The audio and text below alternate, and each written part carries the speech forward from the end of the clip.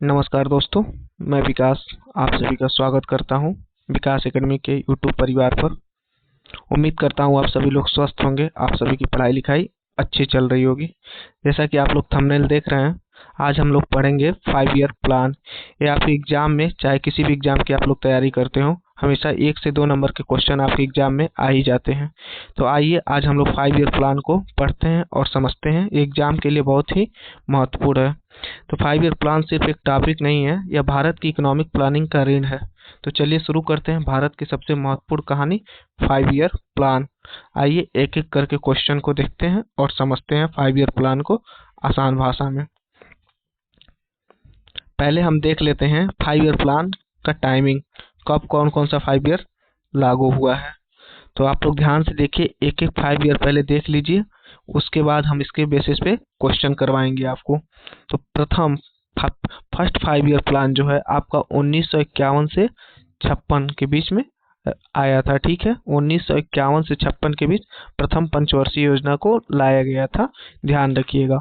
और सेकंड पंचवर्षीय योजना ये 1956 से 1961 के बीच लाया गया है। और थर्ड पंचवर्षीय योजना ये 1961 से 1966 के बीच लाया गया था। यह भी ध्यान आप लोग रखिएगा। फर्स्ट पूछेगा तो 1951 से 1956, सेकंड पूछे तो 56 से 61 और थर्ड पूछे तो 1961 से 1966। 1966 के बाद क्या आया था? Plan holidays. क्या प्लान हॉलीडेज कितने साल का लिए आया था? तो 3 साल के लिए आया था। 66 से 67, 67 से 68, 68 से 69 के लिए 3 वर्ष के लिए आपका आया था प्लान हॉलीडे आया था। आप लोग याद रखिएगा, क्योंकि एग्जाम में यही से क्वेश्चन पूछता है कि प्लान हॉलीडे कितने साल के लिए आया था। तो 3 साल के लिए आया था। और कौन सा ईयर था? तो 1966 से 1969। आइए नेक्स्ट देखते हैं। नेक्स्ट आपका है फोर्थ 5 ईयर प्लान। चतुर्थ पंचवर्षीय योजना कब आया था? तो चतुर्थ पंचवर्षीय योजना 1969 से 1974 के बीच आई थी। इसे भी आप लोग ध्यान रखिएगा। और 5 नंबर पंचवर्षीय योजना ये आपके 1974 से 1979 के बीच। ये एग्जाम के लिए 5 ईयर पंचवर्षीय योजना बहुत ही महत्वपूर्ण है। क्यों?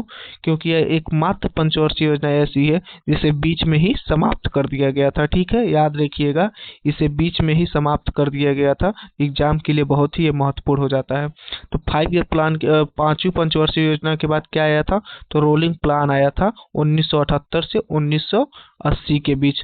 तो रोलिंग प्लान क्यों लाया गया? तो जब 5वीं पंचवर्षीय योजना को बीच में समाप्त कर दिया गया तो तत्कालीन प्रधानमंत्री मोरारजी देसाई के द्वारा रोलिंग प्लान को लाया गया था। यह भी आप लोग ध्यान में रखिएगा। फिर 6 5 ईयर प्लान जो है आपका 1980 से 1985 के बीच आया था। इसे भी आप लोग याद रखिएगा। आइए नेक्स्ट देखते हैं 7th 5 ईयर प्लान, 7वीं पंचवर्षीय योजना यह 1985 से 1990 के बीच में आई थी। 1985 से 1990 के बीच। और 8th नंबर 5 ईयर प्लान, 8वीं पंचवर्षीय योजना 1992 से 1997 के बीच। यह भी आप लोग याद रखिएगा। फिर 9th नंबर 5 ईयर प्लान आपका 1997 से 2002 के बीच। फिर आगे आता है 10th नंबर 5 ईयर प्लान, 2002 से 2007 के बीच आई थी। अभी आगे चल करके क्वेश्चन देखेंगे कौन से पंचवर्षीय योजना के बीच कौन कौन से काम हुए थे। आइए आगे देखते हैं 11वीं पंचवर्षीय योजना। 11वीं पंचवर्षीय योजना 2007 से 2012 के बीच आई थी। कब? 2007 से 2012 के बीच। और लास्ट पंचवर्षीय योजना आपका कौन सा है? तो 12th 5 ईयर प्लान 2012 से 2017 के बीच आई थी। और यहीं से 5 ईयर प्लान को समाप्त कर दिया गया। तो आइए एक एक करके क्वेश्चन को देखते हैं और इसका आंसर करिए आप लोग। क्वेश्चन आपकी स्क्रीन पे है, इसका जवाब दीजिए आप लोग। प्रथम पंचवर्षीय योजना का मुख्य फोकस किस पर था? प्रथम 5 ईयर योजना का मुख्य फोकस क्या था? भारी उद्योग, कृषि एवं सिंचाई, सेवा क्षेत्र या निर्यात? तो 1951 से लेकर के 1956 के बीच क्या आया था? तो आपका प्रथम पंचवर्षीय योजना आया था। यह किससे संबंधित है? कृषि एवं सिंचाई से संबंधित है। इसे आप लोग ध्यान रखिएगा। तो इसका आंसर क्या हो जाएगा? बी हो जाएगा। आइए नेक्स्ट क्वेश्चन पे चलते हैं। प्रथम पंचवर्षीय योजना किस मॉडल पर आधारित थी? किस मॉडल पर आधारित है प्रथम पंचवर्षीय योजना? महालनोबिस, हैरल्ड डोबर या सोलो मॉडल या लुईस मॉडल। तो आपका याद रखिएगा प्रथम पंचवर्षीय योजना जो है आपका हैरल्ड डोबर मॉडल पर आधारित है, इसका आंसर बी हो जाएगा। और महालनोबिस मॉडल जो है ये द्वितीय पंचवर्षीय के लिए है, और द्वितीय पंचवर्षीय मॉडल जो है महालनोबिस मॉडल होगा, तो इसका आंसर बी हो जाएगा। आइए नेक्स्ट क्वेश्चन पे चलते हैं। प्रथम योजना के दौरान किस परियोजना की प्राथमिकता दी गई? प्रथम पंचवर्षीय योजना के दौरान किस परियोजना को प्राथमिकता दी गई? तो प्रथम पंचवर्षीय योजना में किसकी बात की गई? कृषि एवं सिंचाई की बात की गई है, ठीक है।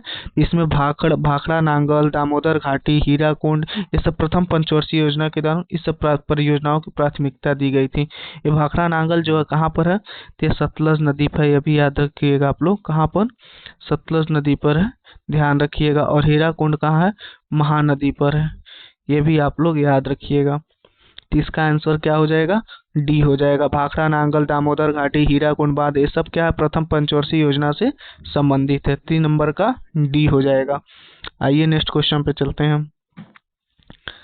प्रथम पंचवर्षीय योजना में लक्ष्य वृद्धि दर कितनी थी?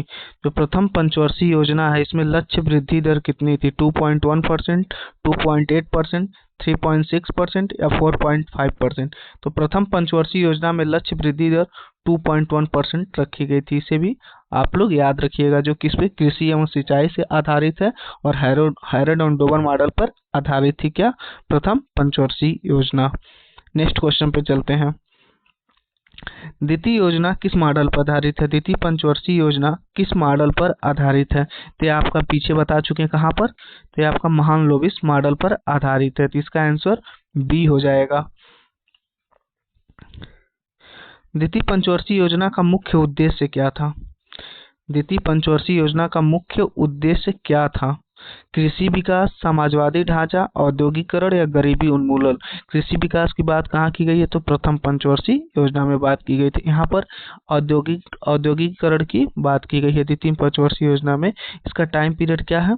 तो 1956 से लेकर के 1961 के बीच द्वितीय पंचवर्षीय योजना आई थी, इसे भी आप लोग ध्यान रखिएगा। किस मॉडल पे है? तो महालनोबिस मॉडल। और क्या उद्देश्य था? तो औद्योगिकीकरण पर फोकस किया गया है, इसे आप लोग ध्यान दीजिएगा। आइए नेक्स्ट क्वेश्चन पर चलते हैं। द्वितीय पंचवर्षीय योजना में इस्पात संयंत्र कहाँ स्थापित हुए थे? राउरकेला, भिलाई, दुर्गापुर या उपरोक्त में सभी? द्वितीय पंचवर्षीय योजना 1956 से लेकर के 1961 के बीच ये सारे संयंत्र स्थापित किए गए थे। सारे संयंत्र जो हैं राउरकेला, भिलाई, दुर्गापुर, ये सारे संयंत्र 1956 से 61 के बीच ही इसको स्थापित किया गया था, तो इसका आंसर डी हो जाएगा। डी हो जाएगा इसका आंसर। आइए नेक्स्ट क्वेश्चन पे चलते हैं। तृतीय योजना के दौरान भारत किस युद्ध में शामिल हुआ था? जो तृतीय पंचवर्षीय योजना था तो भारत किस युद्ध में शामिल हुआ था? इसका टाइम पीरियड क्या है? तो 1961 से लेकर के 1966 के बीच तृतीय पंचवर्षीय योजना आई थी। तो इस समय कौन सा युद्ध चल रहा था? तो भारत चीन युद्ध चल रहा था, ठीक है। 1962 का भारत चीन युद्ध चल रहा था। आइए नेक्स्ट क्वेश्चन पे चलते हैं, जिसमें भारत की बुरी तरह हार हुई थी। तृतीय पंचवर्षीय योजना का प्रमुख लक्ष्य क्या था? आत्मनिर्भरता, गरीबी हटाओ, स्थिर विकास, समाजवाद। तो गरीबी हटाओ जो है आगे अभी मिलेगा आपको, आगे हम बताते हैं नेक्स्ट क्वेश्चन में। तो तृतीय योजना का प्रमुख लक्ष्य था आत्मनिर्भरता, ठीक है। आत्मनिर्भरता की बात की गई है तृतीय पंचवर्षीय योजना में, जिसका टाइम पीरियड था 1961 से लेकर के 1966 तक। ध्यान रखिएगा 1961 से लेकर के 1966 के बीच है, तो इसका आंसर ए हो जाएगा। प्लान हॉलीडे के दौरान कितने वार्षिक योजनाएं बने? प्लान हॉलीडे, पहले आप लोग जानिए प्लान हॉलीडे। प्लान हॉलीडे 3 वर्ष की योजनाएं थी। जब तृतीय पंचवर्षीय समाप्त हुआ तो इसके लिए 3 साल के लिए 66 से लेकर के 1966 से 1967, 1967 से लेकर के 1968 और 1968 से लेकर के 1969, 3 वर्ष के लिए लाया गया हॉलीडे, ठीक है। प्लान हॉलीडे लाया गया था, याद रखिएगा। सन आपसे पूछ लेता तो 66 से 67, 67 से 68 और 68 से 69, तो 3 वर्ष के लिए लाई गई थी प्लान हॉलीडे। इसका आंसर सी हो जाएगा। चतुर्थ पंचवर्षीय योजना का मुख्य उद्देश्य क्या था?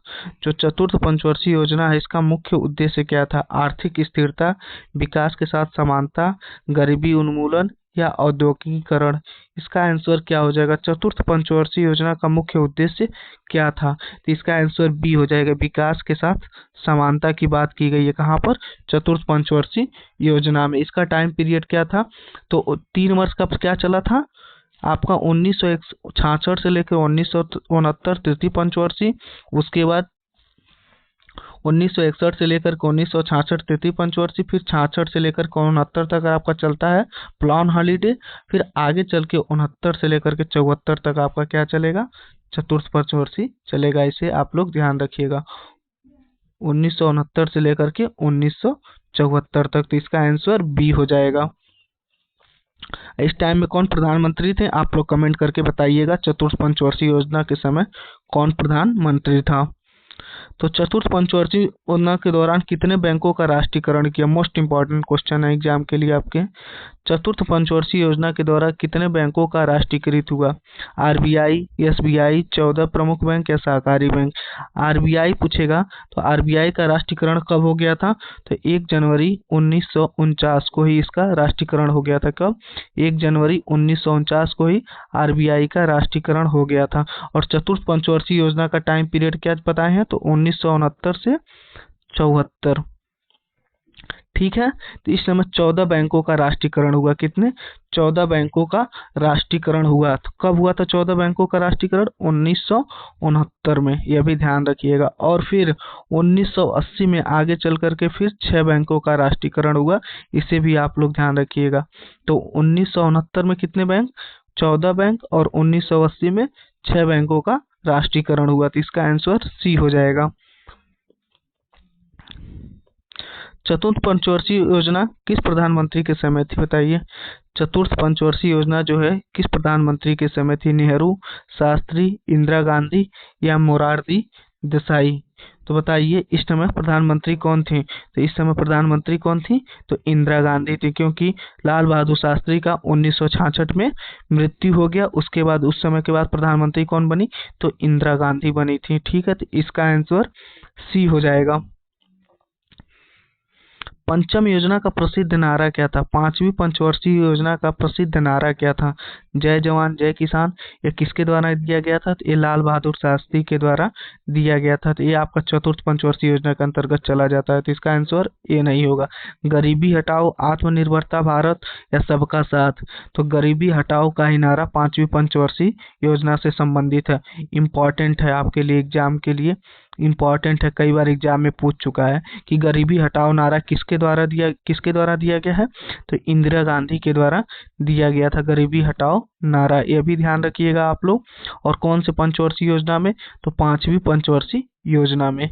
यह आपके एग्जाम के लिए बहुत ही महत्वपूर्ण है। तो इसका बी हो जाएगा, आप लोग याद रखिएगा। पंचम योजना किसने समाप्त किया? 5वीं पंचवर्षीय योजना को किसके द्वारा समाप्त किया गया था? तो 5वीं पंचवर्षीय योजना तत्कालीन प्रधानमंत्री मोरारजी देसाई के द्वारा समाप्त किया गया था। इसका टाइम पीरियड था 1974 से लेकर के 1979, लेकिन इसे बीच में ही मोरारजी देसाई के द्वारा समाप्त कर दिया गया। क्या कर दिया गया? मोरारजी देसाई के द्वारा समाप्त कर दिया गया। क्या? पंचम पंचवर्षीय योजना को। तो एकमात्र पंचवर्षीय योजना ऐसी थी जिसे बीच में समाप्त कर दिया गया। और इसके जगह पर क्या लाया गया? इसके जगह पर आपका लाया गया 1978 से लेकर के 1980 के बीच के लिए क्या आया? रोलिंग प्लान आया। तो इसे भी आप लोग याद रखिए, क्या? Rolling plan. 2 चीज आपके लिए एग्जाम में महत्वपूर्ण है। एक क्या बताए हैं? तो एक आपका बताए हैं प्लान हॉलीडे जो चला है 66 से लेकर के 67, 67 से लेकर के 68, 68 से लेकर 69, और 3 वर्ष का था प्लान हॉलीडे। और फिर 1978 से 1980 आपका क्या चल रहा है? यह रोलिंग प्लान चल रहा है। तो इसे भी आप लोग याद रखिएगा। आइए नेक्स्ट क्वेश्चन पर चलते हैं। तो इसका आंसर क्या हो जाएगा? मोरारजी देसाई हो जाएगा। रोलिंग प्लान की अवधारणा किस देश से ली गई है? अमेरिका, सोवियत संघ, चीन या जापान? तो रोलिंग प्लान की जो अवधारणा है इसे सोवियत संघ से ली गई थी। और भारत में रोलिंग प्लान कब से कब तक चला है? तो 1978 से लेकर के 1980 के बीच रोलिंग प्लान को चलाया गया था। यह भी आप लोग याद रखिएगा। तो 16 का बी हो जाएगा। छठी पंचवर्षीय योजना का मुख्य लक्ष्य क्या था? औद्योगिक वृद्धि, आर्थिक उदारीकरण, गरीबी उन्मूलन या रोजगार? बताइए, छठी पंचवर्षीय योजना का मुख्य उद्देश्य क्या था? मुख्य लक्ष्य क्या था? औद्योगिकरण वृद्धि, आर्थिक उदारीकरण, गरीबी उन्मूलन या रोजगार? 17 नंबर का आप लोग आंसर करिए, इसका आंसर क्या होगा? तो छठी योजना का मुख्य लक्ष्य था आपका गरीबी उन्मूलन। क्या? गरीबी उन्मूलन। तो इसका आंसर सी हो जाएगा। सातवीं पंचवर्षीय योजना के दौरान पीएम कौन थे? सातवीं पंचवर्षीय योजना के दौरान पीएम कौन थे? इंदिरा गांधी, राजीव गांधी, वीपी सिंह, चंद्रशेखर? बताइए। सातवीं पंचवर्षीय योजना का टाइम पीरियड पहले आप लोग जान लीजिए क्या है। सातवीं पंचवर्षीय योजना का टाइम पीरियड है 1985 से लेकर के 1990। 1985 से 1990। इस टाइम प्रधानमंत्री कौन थे? तो राजीव गांधी थे। तो इसका आंसर क्या हो जाएगा? बी हो जाएगा। इसका आंसर बी हो जाएगा। तो 18 नंबर का आंसर बी हो गया। तत्कालीन प्रधानमंत्री राजीव गांधी थे और सातवीं पंचवर्षीय योजना का टाइम क्या? 1985 से 1990। तो आठवीं पंचवर्षीय योजना में कौन सा सुधार लागू हुआ? एग्जाम के लिए भी बहुत महत्वपूर्ण क्वेश्चन है। कौन सा योजना लागू हुआ था? याद रखिए, कौन सा सुधार लागू हुआ? एलपीजी, बैंकों का राष्ट्रीयकरण, भूमि सुधार या हरित क्रांति? भूमि सुधार आपका 1951 में आया था कानून, यह भी आपको मालूम है। बैंकों का राष्ट्रीयकरण आपको बता दिए 1969 और 1980, 2 बार हुआ था, यह भी बता दिए। और बचा क्या? एलपीजी। जो एलपीजी है यह आपका आया था कब? 1991 में। लागू कब हुआ? 1992 में। तो आठवीं पंचवर्षीय योजना के अंतर्गत एलपीजी आई थी। ठीक है, याद रखिएगा। उदारीकरण, निजीकरण और क्या बताया गया उसमें? बताइए। एलपीजी का फुल फॉर्म आप लोग कमेंट करिएगा, इस क्या होता है। तो ये कब आया था? 1992 में, तत्कालीन प्रधानमंत्री नरसिम्हा राव के द्वारा। और वित्त मंत्री कौन थे? तो डॉक्टर मनमोहन सिंह। याद रखिएगा, आपसे पूछ लेता है कि एलपीजी जब लाई गई थी तो प्रधानमंत्री कौन थे? तो नरसिम्हा राव। और वित्त मंत्री कौन थे? तो डॉक्टर मनमोहन सिंह थे। यह भी आप लोग याद रखिएगा। आइए नेक्स्ट क्वेश्चन पे चलते हैं। 20 नंबर का आंसर करिए। आठवीं पंचवर्षीय योजना का लक्ष्य वृद्धि दर कितनी थी? आठवीं पंचवर्षीय योजना का लक्ष्य वृद्धि दर कितनी थी?